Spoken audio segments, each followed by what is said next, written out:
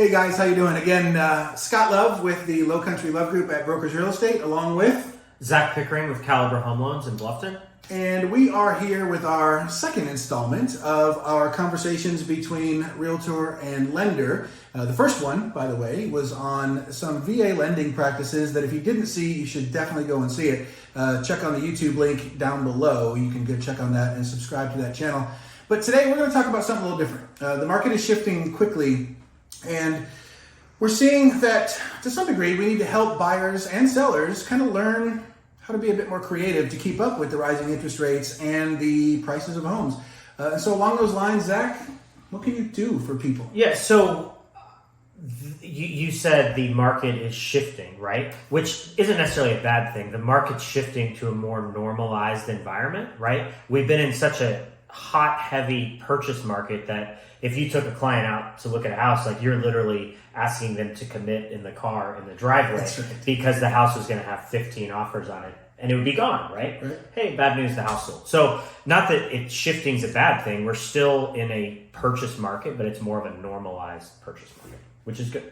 So what we were going to talk about is some creative strategies now that the buyers may have a little more room to negotiate, right? Maybe get some seller credits, maybe, some normalized things, right? Versus every contract going over asking, which may still be the case depending on the property or the demand, but the buyer may be able to get some things now that they haven't gotten the last year. So what we were going to talk about is a buy down, which could be a creative strategy to use in your offer.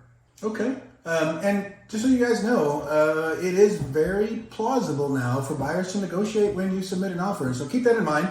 And let's talk a little bit about what Zach is referring to, and he can kind of prove to us what he's talking about. All right, so I just wanted to illustrate what a buy-down scenario looks like, because it's a fairly new concept that a lot of sellers are using to help get their home sold.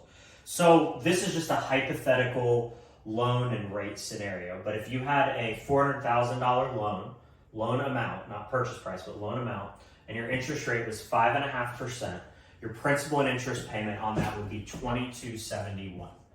And that is just principal and interest, no escrow for the sake of this exercise. If you had a $400,000 loan amount at 4.5%, your monthly payment would be $2,027, right?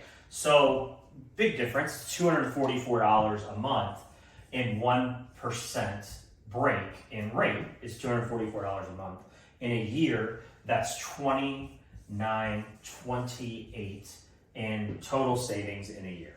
So the strategy on this is, one, the buyer would obviously save $244 a month for a year, then your rate would adjust back up to the normalized note rate of 5.5%. For a seller, if you partner with your listing agent who's listing your property, instead of doing a $3,000 price drop in this scenario, talk to your agent. Hopefully your agent has a lender who could do this, because not all lenders can. And then you offer a seller credit of $3,000, which then saves your buyer $244, and everybody wins in that scenario. So Scott, did that make sense? It did, actually. If I understand it correctly, kind of recapping back to you, the buyer is concerned about the rising interest rates. And we get those calls all the time, right? I'm being pushed out of the market, right? Prices continue to go up or up, and interest rates go up, and therefore I can qualify for less. This puts them into a place where they're paying, in your example, $244 less per month, and that's going to help. For the first year, correct. For the first year, okay. Yes. That's a fair point. At the same time, from the listing agent's perspective, from the seller's perspective, if you have a $400,000 house or a $450,000 house you're selling, you're probably not looking to drop your price by $3,000. It's just not plausible, right? You're dropping the price, you're dropping it by 5 or 10 or 15,000.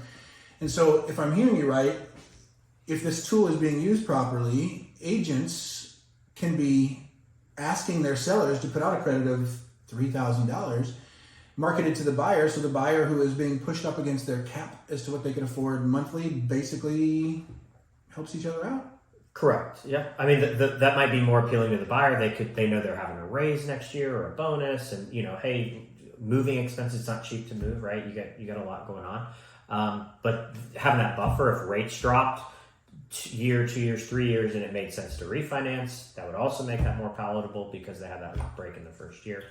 But a $3,000 price drop Is that going to garner a lot of activity on the listing side? Correct. Maybe not, but the buyer could use that to get creative, and the seller might be open to that.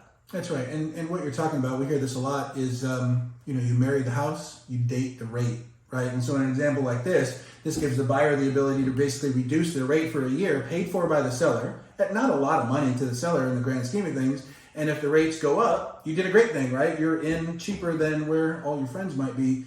If the rates go down, refinance, and it's a win-win all around. Correct. Right on. Thanks for your time, bud. Oh, thank you. Always a pleasure. Absolutely. See you guys on YouTube for the next one.